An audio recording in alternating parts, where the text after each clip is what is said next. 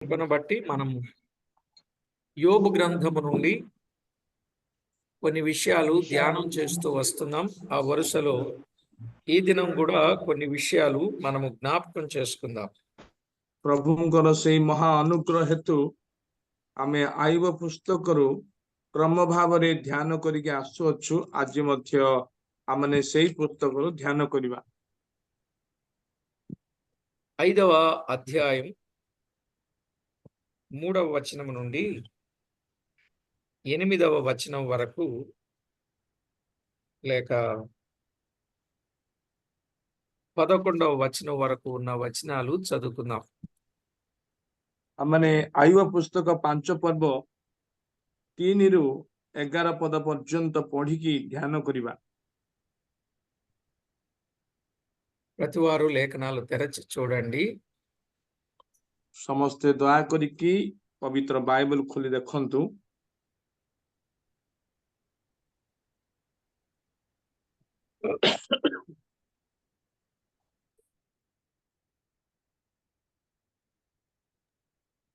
దేవుని వాక్యము నుండి 5వ అధ్యాయం 3వ వచనం నుండి, మూఢుడు వేరు తన్నుట నేను చూచి ఉన్నాను, అయినను తోడనే అతని నివాస స్థలము శాపగ్రస్తమని కనుగొంటిని.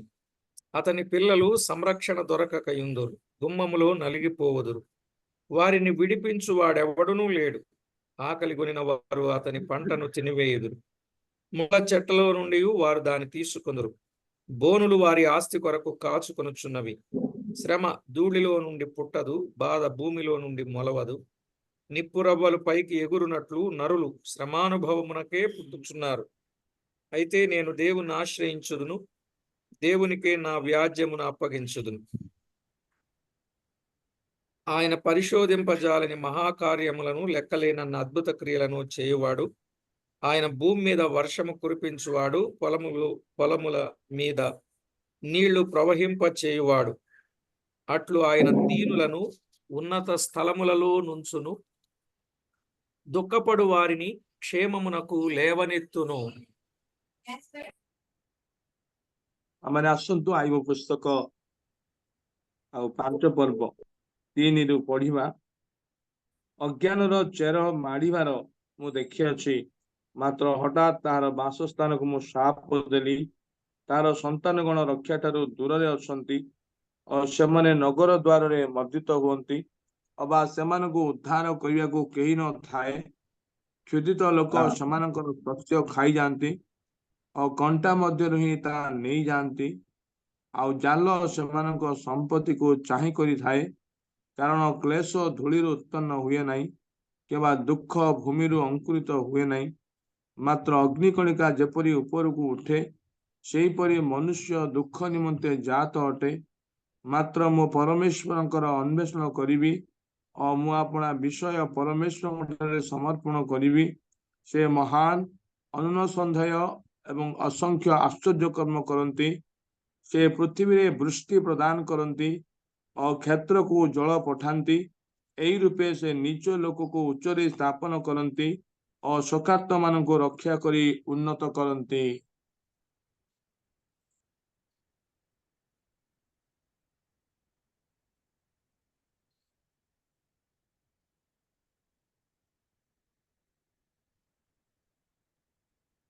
అన్న వినబడట్లేదు?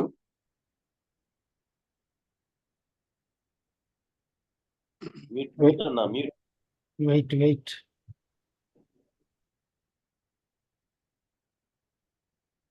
ప్రార్థన చేసి వాక్యాన్ని ధ్యానం చేద్దాం. ପ୍ରାର୍ଥନା କରିକି ଆମେ ପ୍ରଭୁଙ୍କର ବାକ୍ୟକୁ ଧ୍ୟାନ କରିବା। పరిశుద్ధుడా, పరమందు ఆసీనుడా, ఘనుడవైన మా దేవా, మీ గణనామానికి వేలాది వందనాలు, కోటాను కోట్లు స్తుతులు స్తోత్రములు చెల్లిస్తున్నాం. ପବିତ୍ର ପିତା, ସ୍ୱର୍ଗବାସୀ ପରମେଶ୍ୱର, ତୁମରି ଗୌରବମୟ ନାମରେ ଆମେ ତୁମକୁ କୋଟି କୋଟି ଧନ୍ୟବାଦ ଅର୍ପଣ କରୁଅଛୁ। చదవబడిన లేఖన భాగములను దీవించండి, అందున్నటువంటి సంగతులను తేటగా మాకు బయలుపరచండి. మీ నామమునకే మహిమ ఆపాదించుకొనమని కోరుచు, ପଠନ ହେଇଥିବା ବାକ୍ୟକୁ ତୁମେ ଆଶୀର୍ବାଦ କର, ସେଥିରୁ ତୁମେ ଆମକୁ ସ୍ପଷ୍ଟ ଭାବରେ କଥା କୁହ। ତୁମରି ନାମର ହିଁ ଗୌରବକୁ ଆମେ ଚାହୁଁଛୁ। మా ప్రభు అయిన యేసుక్రీస్తు నామమున వేడుచూ ఉన్నాము తండ్రి.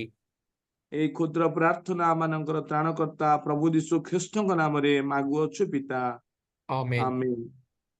ప్రభునందు ప్రియులారా, మనము చదువుకున్న దేవుని వాక్యములో 1 నుంచి 7 వచనాల్లో ఎలీఫజ్ అభిప్రాయం అనేది కనబడుతుంది. ଆମେ ପଢିଲୁ 1 ରୁ 7 ପର୍ଯ୍ୟନ୍ତ ଆଉ ଏଲିଫୋସର ଏକ ଅଭିପ୍ରାୟକୁ ଆମେ ଦେଖୁଅଛୁ। 8 నుండి 16 వచనాల్లో ఎలీఫజ్ ఉదాహరణ కనపడుతుంది. 8 ରୁ 16 ମଧ୍ୟରେ ଏଲିଫୋସଙ୍କର ଉଦାହరణକୁ ଆମେ ଦେଖୁଅଛୁ। 17 నుండి 27 వచనాలు ఎలీఫజ్ సలహా కనబడుతుంది. 17 ରୁ 27 ଆମେ ଦେଖୁଛୁ ଏଲିଫୋସର ପରାମର୍ଶକୁ ଆମେ ଦେଖୁଅଛୁ। ఎలీఫజ్ అభిప్రాయాన్ని మనము కొంత విన్నాం. ଆଉ ଏଲିଫୋସର ଅଭିପ୍ରାୟ ଆମେ କିଛି ଶୁଣିକି ଆସିଲୁ। కొన్ని విషయాలు మనము వింటున్నప్పుడు మానవుడు కర్మను అనుభవిస్తున్నాడంటే తాను చేసిన కర్మ పాపం వల్ల అతడు శిక్ష అనుభవిస్తాడు అని ఎలీఫజ్ మాట్లాడుచూ ఉన్నాడు. ମନୁଷ୍ୟ ଯଦି କର୍ମର ଆଉ ସେଇ ଭୋଗୁଛି ତାହେଲେ ସେ ଜନ୍ମ ପାପ କର୍ମ ପାପ ହେତୁ ହିଁ ଆଉ ଏଇ ସମସ୍ତ ଭୋଗୁଛି କହିକି ଏଲିଫସ୍ କଥା କହୁଅଛନ୍ତି। నిజమే, మనము కొన్ని విషయాలు ఆలోచన చేస్తూ ఉన్నప్పుడు అతడు మాట్లాడే మాట కొంత వాస్తవమే గాని అది యోబు విషయంలో మాత్రం అలాగు కాదు అనేది అతనికి తెలియటంలే. ଆଉ ବାସ୍ତବ ବିଷୟ କିନ୍ତୁ ଏଲିଫସ୍ ଯାହା କହୁଅଛନ୍ତି ତାହା ବାସ୍ତବ କଥା, କିନ୍ତୁ ତାହା ଆୟୁବଙ୍କ ବିଷୟରେ ଆଉ କୌଣସି ତାହା ଠିକ ନୁହଁ ଆମେ ଦେଖୁଛୁ। మానవుడు చేసిన ప్రతి పాపానికి తప్పనిసరిగా శిక్ష అనుభవించాల్సిందే. ମନୁଷ୍ୟ ଯଦି ପାପ କରେ ନିଶ୍ଚିତ ଭାବରେ ସିଏ ତାର ପ୍ରତିଫଳ ପାଇବ। మానవుని సంతతికి కష్టాలు, నష్టాలు, బాధలు, ఆందోళనలు ఉంటూనే ఉంటాయి. ଆଉ ମନୁଷ୍ୟ ମାନଙ୍କର ସନ୍ତାନ ଗଣକୁ ବି କଷ୍ଟ ନଷ୍ଟ ଆନ୍ଦୋଳନ ଆଉ ଏଇ ସବୁ ଥାଏ। ఇలా చెప్పేది అది సార్వత్రిక సత్యం. ଏହା କହିବା ଏକ ବିଶ୍ୱବ୍ୟାପୀ ସତ୍ୟ ଅଟେ। అందువల్ల ఏ రోజు వార్తాపత్రికలో చూసినా ప్రమాదాలు, యుద్ధాలు, హత్యలు, దోపిడీలు ఇవన్నీ కనబడుతూనే ఉన్నాయి. ଯଦି ଆମେ ବର୍ତ୍ତମାନର ସମ୍ବାଦ ପେପର ଦେଖିଲେ ବିଭିନ୍ନ ପ୍ରକାର ଆପଦ ବିପଦ ହତ୍ୟା ଏଗୁଡାକ ଆମେ ଦେଖୁଅଛୁ। మానవులందరికీ ఏదో ఒక రకమైన సమస్య, విపత్తు ఉంటూనే ఉంటాయి. ମନୁଷ୍ୟ ମାନଙ୍କୁ କହିବା ମାତ୍ରେ କିଛି ନା କିଛି ବିପଦ ଆଉ ପ୍ରମାଦ ବି ରହୁଛି। కన్నీరు అనేది సార్వత్రిక మానవ భాష ఘోష. ଆମେ ଦେଖୁଛୁ ମନୁଷ୍ୟ ମାନଙ୍କ ନିମନ୍ତେ ଏକ ଲହୁ ଏକ ବିଶ୍ୱବ୍ୟାପୀ ଭାବରେ ଏକ ଘୋଷଣାର କଥା ଆମେ ଦେଖୁଛୁ ଜାଣିଛୁ। మానవులంతా ఆ ఘోషను భరిస్తూనే ఉంటారు. ଆଉ ମନୁଷ୍ୟ ମାନେ ଆଉ ସେ କ୍ରନ୍ଦନର ଶବ୍ଦ ସବୁବେଳେ ସେମାନେ ବହନ କରିକି ଯାଉଛନ୍ତି। హెబ్రీ భాషలో యానోప్ అంటే మనిషి, ଆଉ ହେବ୍ରୀ ଭାଷାରେ యానోప్ ମାନେ ମନୁଷ୍ୟ, అంటే దుఃఖభాజనుడు అని అర్థం. ମାନେ ଦୁଃଖ ପ୍ରାପ୍ତ ବ୍ୟକ୍ତି ଅର୍ଥ। అంతట మరణం, శ్రమ, ତାପରେ ମରଣ, ତାପରେ କ୍ଲେଶ, నిప్పురవ్వలు పైకే ఎగురుతాయి. ଆମେ ଦେଖୁଛୁ ମାତ୍ର ଅଗ୍ନିକଣିକା ଯେପରି ଉପରକୁ ଉଠେ। 5వ అధ్యాయం 7వ వచనంలో ఉన్నది, నిప్పురవ్వలు పైకి ఎగురునట్లు నరులు శ్రమానుభవమునకే పుట్టుచున్నారు అన్నాడు. 5 ପର୍ବର 7 ପଦରେ ମାତ୍ର ଅଗ୍ନିକଣିକା ଯେପରି ଉପରକୁ ଉଠେ ସେହିପରି ମନୁଷ୍ୟ ଦୁଃଖ ନିମନ୍ତେ ଜାତ ଅଟେ। ఇది ప్రకృతి నియమం. ଏହା ଏକ ପ୍ରକୃତିର ନିୟମ ଅଟେ। థెర్మోడైనమిక్స్ అనే సూత్రం ప్రకారం నిప్పురవ్వలు పైకే ఎగురుతాయి. థెర్మోడైనమిక్స్ ର ଏକ ସୂତ୍ର ହେଉଛି ଅଗ୍ନିକଣିକା ଉପରକୁ ଉଠେ। మానవుని శ్రమలు నిప్పురవ్వల లాంటివే. ମନୁଷ୍ୟ ମାନଙ୍କ ଠାରୁ ଯୋଉ ଜାତ ହଉଛି ଦୁଃଖ ତା ଅଗ୍ନିକଣିକା ପରି। అందుకే యేసుక్రీస్తు లేకుండా మానవునికి శాంతి సమాధానం ఉండదు. ତେଣୁ ପ୍ରଭୁ ଯୀଶୁ ଖ୍ରୀଷ୍ଟଙ୍କ ବିନା କୌଣସି ମନୁଷ୍ୟକୁ ଶାନ୍ତି ଆଉ ସମାଧାନ ନାହିଁ। శాంతిరాజు లేకుండా శాంతి స్థాపన అసాధ్యం. ଶାନ୍ତିର ରାଜକୁମାର ନ ଥାଇକି ଶାନ୍ତିର ରାଜ୍ୟକୁ ସ୍ଥାପନ କରିବା ଅସାଧ୍ୟ। అందరూ శ్రమ పడక తప్పదు. నీతిమంతులకు కూడా శ్రమే. ସମସ୍ତେ କ୍ଲେଶ ଭୋଗିବେ, ଧାର୍ମିକ ମାନେ ମଧ୍ୟ କ୍ଲେଶ ଭୋଗିବେ। దేవుని బిడ్డలు కూడా ఈ శ్రమానుభవాన్ని తప్పించుకోలేరు. ପ୍ରଭୁଙ୍କର ସନ୍ତାନ ମାନେ ମଧ୍ୟ ଏ କ୍ଲେଶରୁ ଏମାନେ ପଳେଇ ପାରିବେ ନାହିଁ। వారికే శ్రమలు వస్తాయి. ସେମାନଙ୍କ ମଧ୍ୟ କ୍ଲେଶ ରହିଅଛି। విశ్వాసులు కొన్నిసార్లు అవివేకంగా తెచ్చిపెట్టుకున్న తప్పులు వారు భరించాల్సిందే.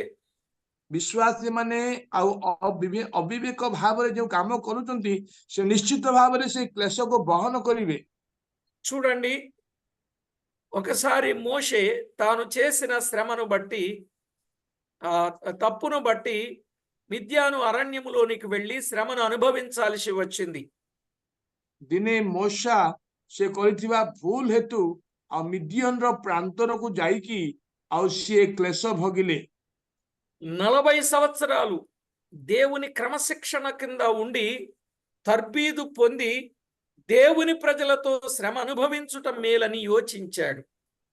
40 ବର୍ଷ କାଳ ଆଉ ସିଏ ଶିକ୍ଷା ପାଇକି ପ୍ରଭୁଙ୍କର ଲୋକମାନଙ୍କ ସହିତ ଦୁଃଖ ଭୋଗ କରିବା ପାଇଁ ପସନ୍ଦ କଲେ। తార్సువాడైన సౌలు కూడా అంతే. ଆଉ ତାର୍ସରୁ ଆସିଥିବା ସାଉଲଙ୍କର ଜୀବନ ମଧ୍ୟ ସେମିତି ଅଟେ। ఆయన యువకుడుగా ఉండి అహంభావముతో నిలువెల్ల నిండిన వాడై ఉండి దేవుని ప్రజలను సంఘాన్ని ఎంత హింసించిన వాడుగా ఉన్నాడో చూస్తాం. ଯେତେବେଳେ ସାଉଲ ଯୁବକ ଅବସ୍ଥାରେ ଥିଲେ ସେତେବେଳେ ସେ ଅହଙ୍କାର ଭାବରେ ଆଉ ସେ ମଣ୍ଡଳୀକୁ କି ପ୍ରକାର ସେ ତାଡ଼ନା କଲେ ଆମେ ଦେଖିଛୁ। దేవుని మార్గంలో పూర్తిగా నలిగిపోయి లేక మారిపోయి ప్రభు కోసం తాను శ్రమ పడడానికి నలిగిపోవడానికి ఆయత్తమయ్యాడు.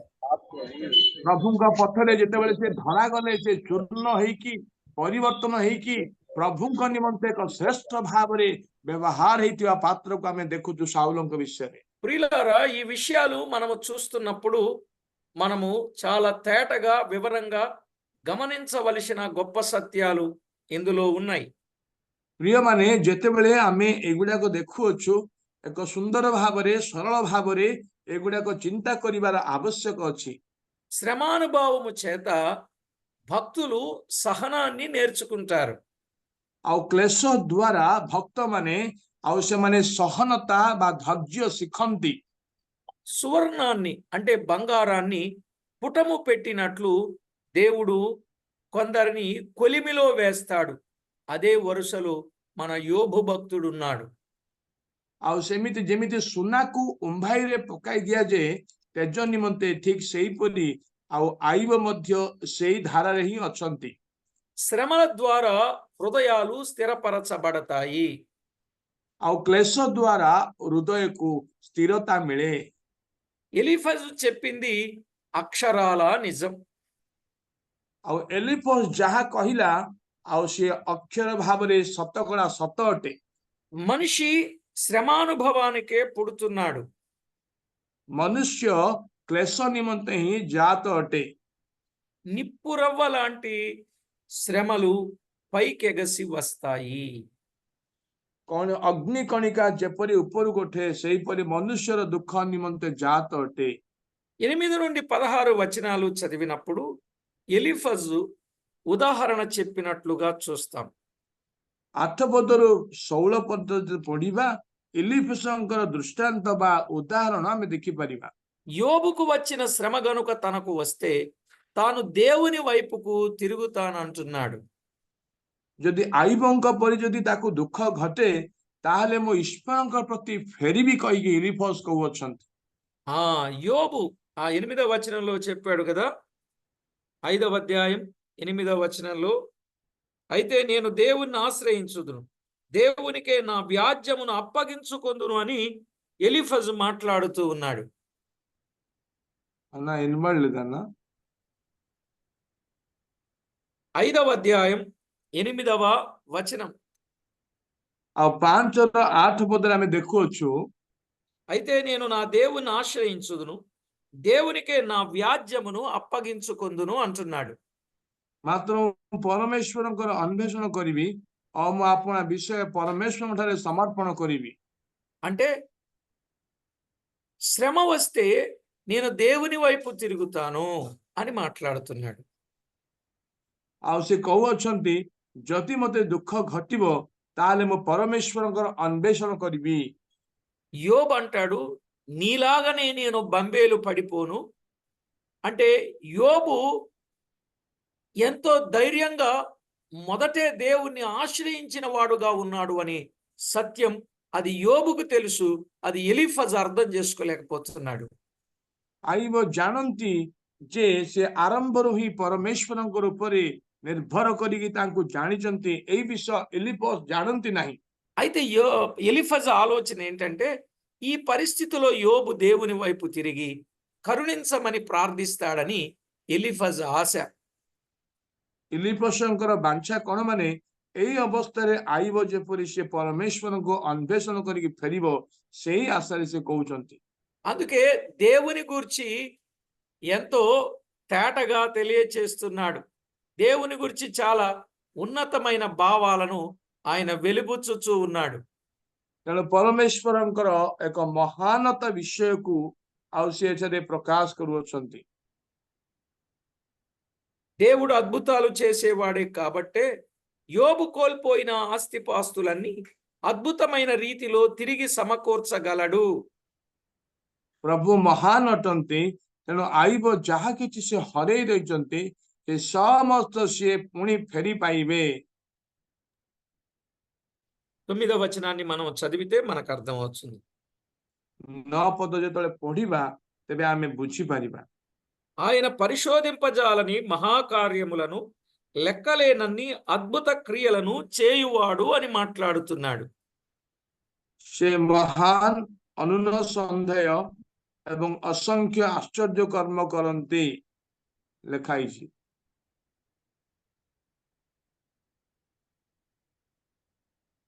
9వ అధ్యాయం 10వ వచనాన్ని చదివితే 9 ପର୍ବ 10 ପଦ ଯେତେବେଳେ ପଢିବା ఎవడును తెలుసుకోలేని మహత్తరమైన కార్యములను లెక్కలేనన్న అద్భుత క్రియలను ఆయన చేయుచున్నాడు. ସେ ଅନୁନ୍ନତସ୍ୟ ମହାକାର୍ଯ୍ୟ ଅସଂଖ୍ୟ ଆଶ୍ଚର୍ଯ୍ୟ କ୍ରିୟା କରନ୍ତି।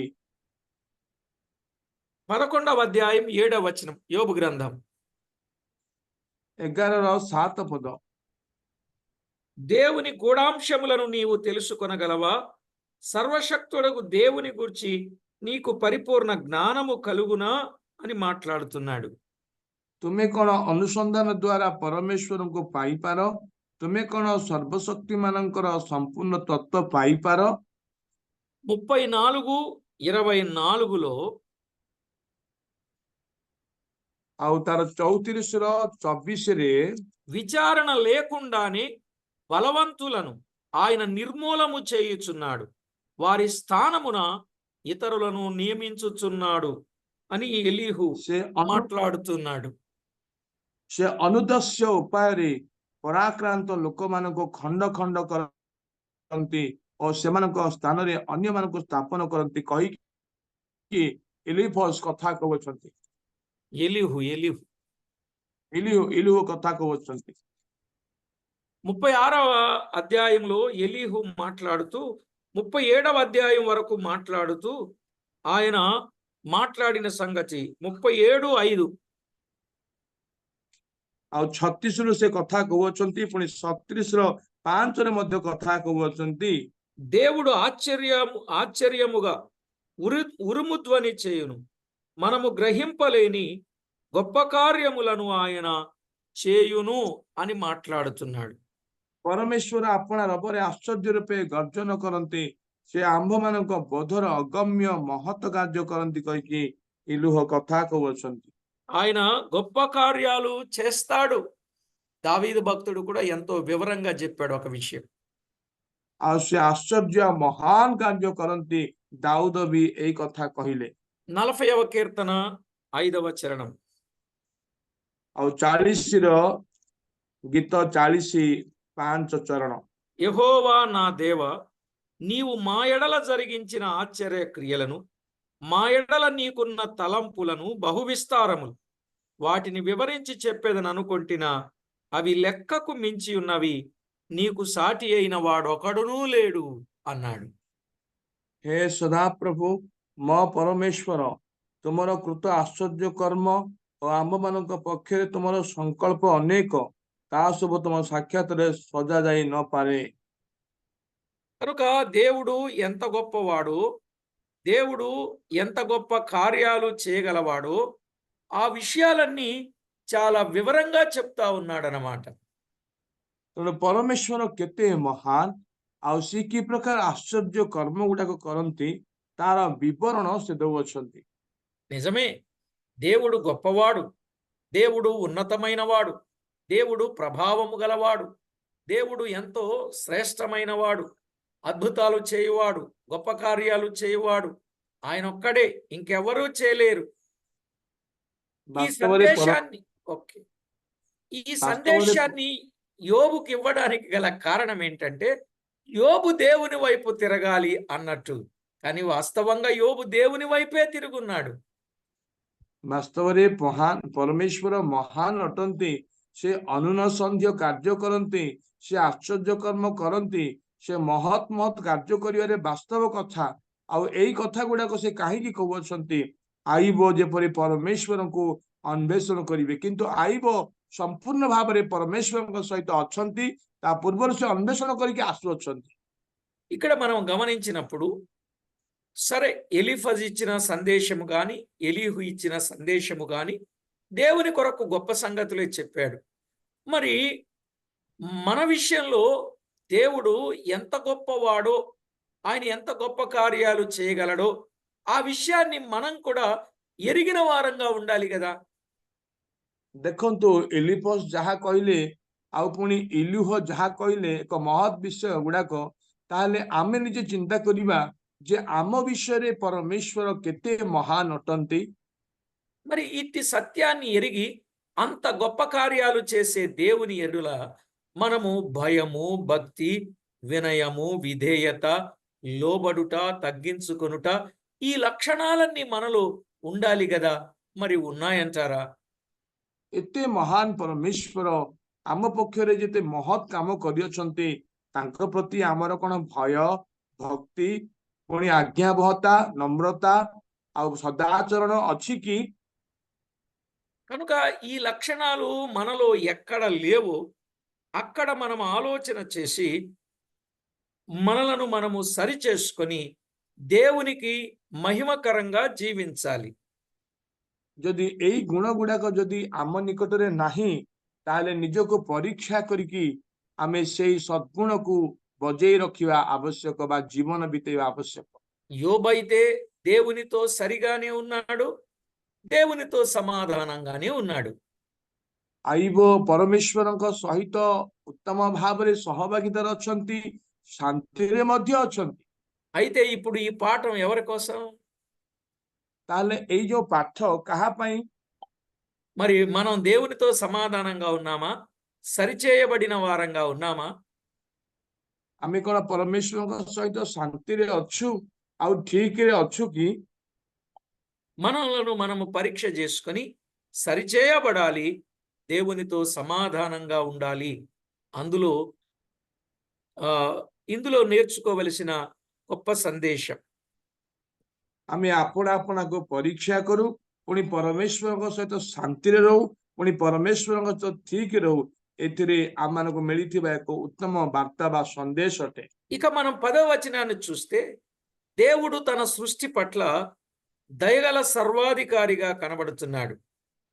ଯେତେବେଳେ 10 ପଦ ପଢିବା, ପରମେଶ୍ୱର ତାଙ୍କର ସୃଷ୍ଟି ପ୍ରତି ଆଉ ସେ ଦୟା ବହନ୍ତି ଆମେ ଦେଖୁଅଛୁ।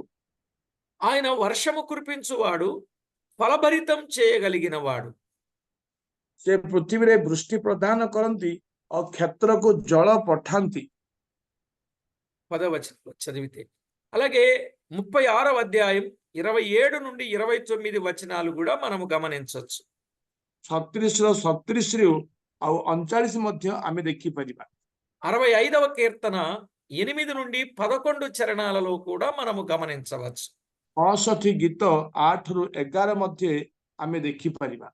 క్రొత్త నిబంధనలో మత్తయి సువార్త 5వ అధ్యాయం 45వ వచనంలో మనము చూస్తాం. ଆଉ ମାଥ୍ୟୁ ତାର 5 ର 45 ରେ ବି ଆମେ ଦେଖିପାରିବା। అపోస్తల కార్యాలు 14వ అధ్యాయం 17వ వచనంలో కూడా మనం చూస్తాం. ପ୍ରେରିତ 14 ର 17 ମଧ୍ୟ ଆମେ ଦେଖିପାରିବା। ఆయనే ఫలవంతములైన ఋతువులను దయచేసేవాడని, ఆకాశము నుండి వర్షమును కురిపించువాడని, భూమి నుండి పంటను దయచేసేవాడని, ఆహారము సమృద్ధిగా అనుగ్రహింపచేసేవాడని, ఏ మేలు చేయక మానని వాడని, ఇంతటి గొప్ప సత్యాలు ఈ లేఖనాలలో వ్రాయబడ్డాయి. ଆଉ ସେ ହିଁ ବୃଷ୍ଟି ପ୍ରଦାନ କରନ୍ତି, ସେ ହିଁ ଋତୁ ନିର୍ମାଣ କରନ୍ତି, ସେ ହିଁ କ୍ଷେତ୍ରକୁ ଜଳ ପ୍ରଦାନ କରନ୍ତି। ଏହି ସତ୍ୟତା ଆମେ ଦେଖୁଅଛୁ। వర్షం అనేది దేవుడిచ్చే ఆశీర్వాదం. ବର୍ଷା ପରମେଶ୍ୱରଙ୍କୁ ଠାରୁ ଆସୁଥିବା ଆଶୀର୍ବାଦ ଅଟେ। ఎండిన బీడులు, వాడిపోయిన భూమి వర్షముతో తడిపి సస్యశ్యామలంగా చేస్తాడు మన దేవుడు. ଆମମାନଙ୍କର ପ୍ରଭୁ ଶୁଖି ଯାଇଥିବା ଭୂମି, ଟାଙ୍ଗରା ଭୂମିକୁ ଆଉ ସେ ବର୍ଷା ବର୍ଷେଇକି ଆଉ ଶସ୍ୟରେ ପରିପୂର୍ଣ୍ଣ କରନ୍ତି। పొలాల మీద నీరు ప్రవహింపచేసేవాడు దేవుడే. ଆଉ ଯାହା କ୍ଷେତରେ ସିଏ ଜଳ ପ୍ରଦାନ କରନ୍ତି ପରମେଶ୍ୱର ହିଁ ଅଟନ୍ତି।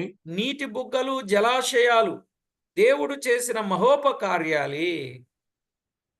ଆଉ ଜଳ ଉତ୍ପନ୍ନ କରିବା ପାଇଁ ପୁଣି ଅନେକ ସିଏ ବର୍ଷାନ୍ତି ପରମେଶ୍ୱରଙ୍କ ଠାରୁ ହିଁ ହୋଇଥାଏ। కనుక దేవుడు తగిన సమయములో తగిన సహాయాన్ని ఆయన తన ప్రజలైన వారికి అందిస్తాడు. ధైర్యముగాను విశ్వాసముగాను మనం ముందుకు కొనసాగవలసిన వారమై ఉన్నాం. ପ୍ରଭୁ ଯଥା ସମୟରେ ଠିକ ସମୟରେ ତାଙ୍କ ଲୋକମାନଙ୍କୁ ଆଉ ସେ ସାହାଯ୍ୟ କରନ୍ତି। ତେଣୁ ଆମେ ପୂର୍ବରୁ ହିଁ ଆମେ ଏ ବିଷୟ ଜାଣିବା ଆବଶ୍ୟକ। ఆయన దీనులను ఉన్నత స్థానములో ఉంచువాడు. ଆଉ ସେ ନିଚ ଲୋକମାନଙ୍କୁ ସେ ଉଚ୍ଚରେ ସ୍ଥାପନ କରନ୍ତି। కడవరి వర్షం, తొలకరి వర్షం అనుగ్రహింపచేసేవాడు ఆయనే. ଆଉ ସେ ଆଦ୍ୟ ବୃଷ୍ଟି ଶେଷ ବୃଷ୍ଟି ବି ପ୍ରଦାନ କରନ୍ତି ସେଇ ପରମେଶ୍ୱର ଅଟନ୍ତି। దుఃఖపడే వారికి క్షేమము కలిగించడానికే వర్షాన్ని ఆపగలడు, కురిపించగలడు.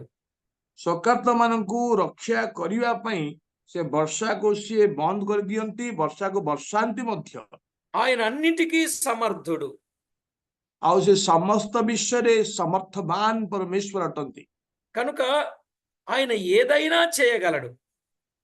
ସେ ଯାହା କିଛି ବି କରିପାରନ୍ତି।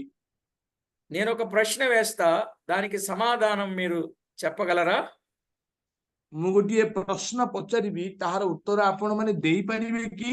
మన దేవుడు ఎంత అద్భుతకరుడో ఆ సంగతి మనకు అర్థం కావడానికి చెప్తున్నా. ଆମମାନଙ୍କର ପରମେଶ୍ୱର କେତେ ମହାନ ଆଉ ସେଇ ବିଷୟ ବୁଝିବା ପାଇଁ ମୁଁ କହିବି। తండ్రికి 2 కుమార్తెలున్నారు. ପିତାକୁ 2 ପୁତ୍ର ଅଛନ୍ତି। పెద్ద కుమార్తె ఇల్లు కట్టుకోవడానికి ఇటుకలను తయారు చేసింది. ଆଉ ఓకే, କୁମାର୍ତ୍ତେ ନା కుమార్తె. ଓକେ, ଗୋଟେ ପିତାକୁ 2 କନ୍ୟା ବା 2 ଝିଅ ଅଛନ୍ତି। ଆଉ ବଡ ଝିଅ ବାପାକୁ ଘର ସାହାଯ୍ୟ କରିବାରେ ସେ ପଥର ବା ଇଟା ତିଆରି କଲେ। చిన్న కుమార్తె వ్యవసాయం చేస్తుంది.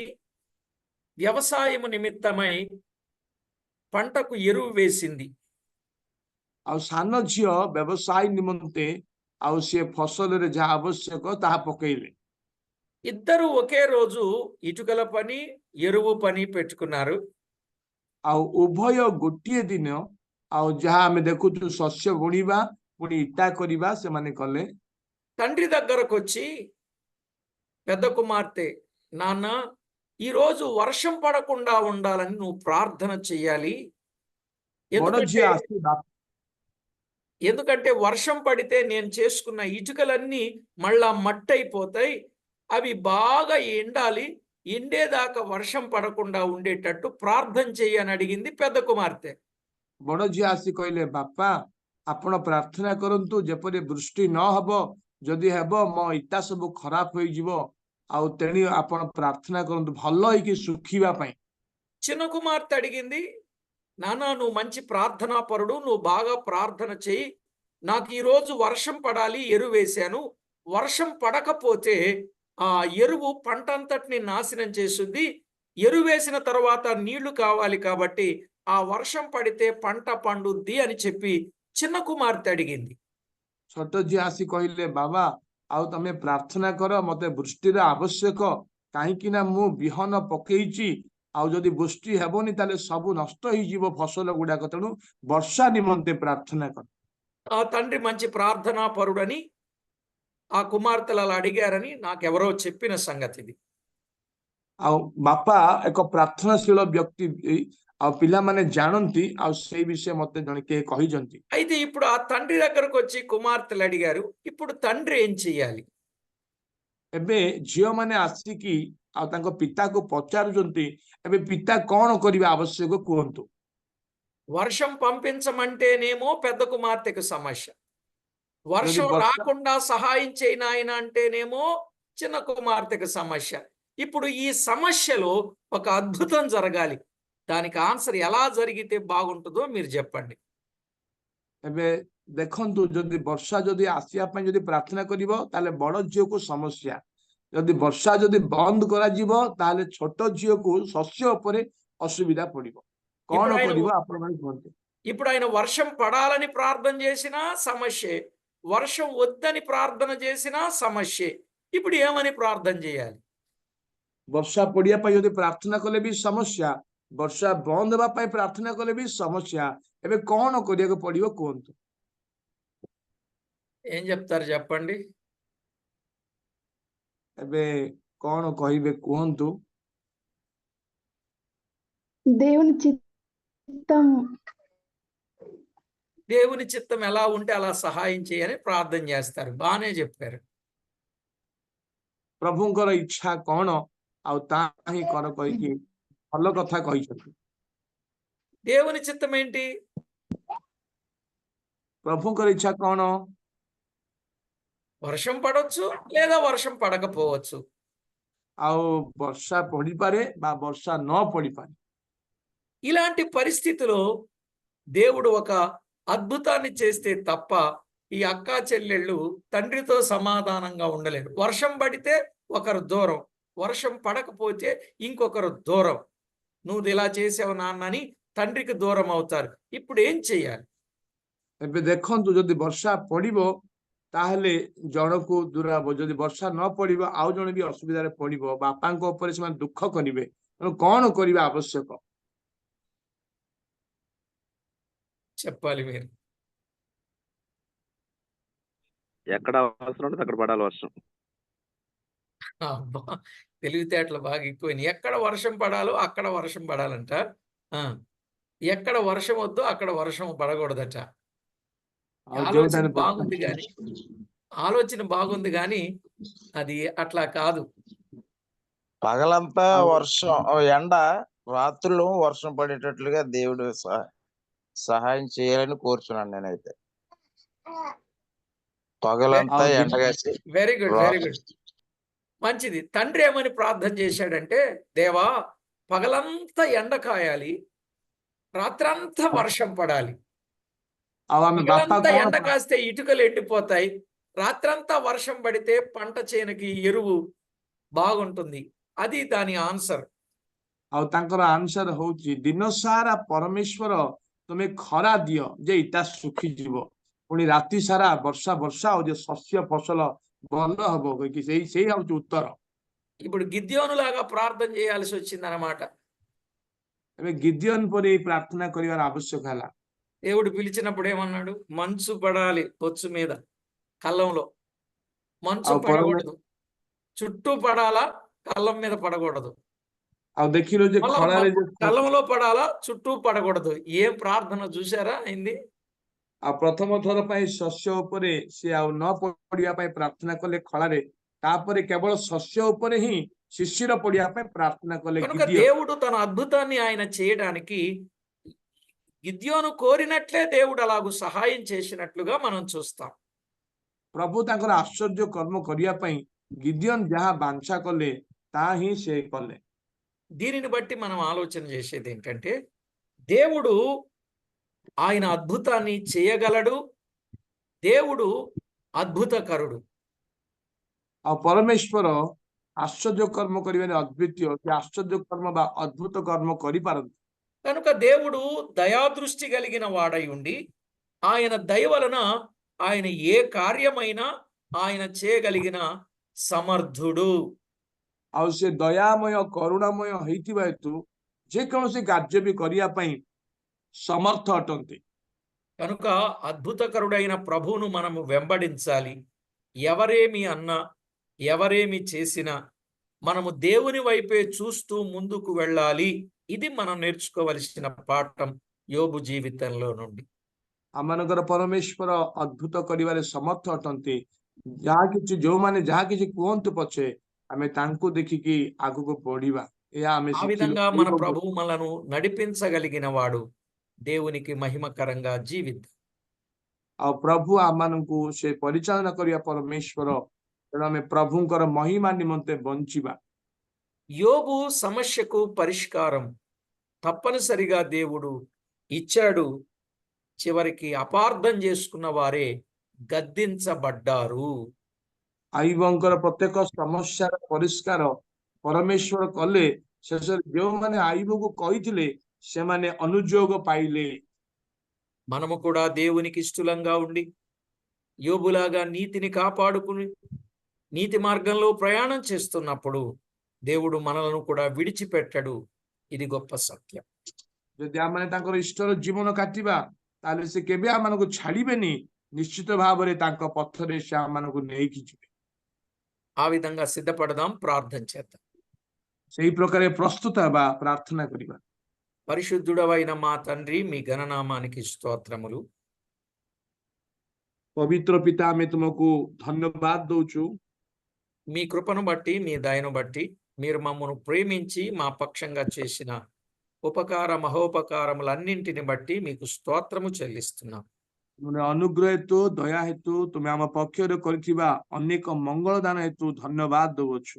విన్న సంగతులు అందరి హృదయాలలో ఫలింపజేసి మీ నామమునకు మహిమ, ఘనత, కీర్తి, ప్రభావములను మీరు ఆరోపించుకుంటారని కోరుచు ଯାହା ବିଷୟ ଆମେ ଶୁଣିଛୁ ପ୍ରଭୁ, ଆଉ ସେଇ ଅନୁସାରେ ଜୀବନ କାଟିବା ପାଇଁ ତୁମରି ମହିମା ନିମନ୍ତେ ବଞ୍ଚିବା ପାଇଁ ସାହାଯ୍ୟ କର ବୋଲି ଆମେ ବାଞ୍ଚା କରିକି ପ୍ରାର୍ଥନା କରୁଛୁ।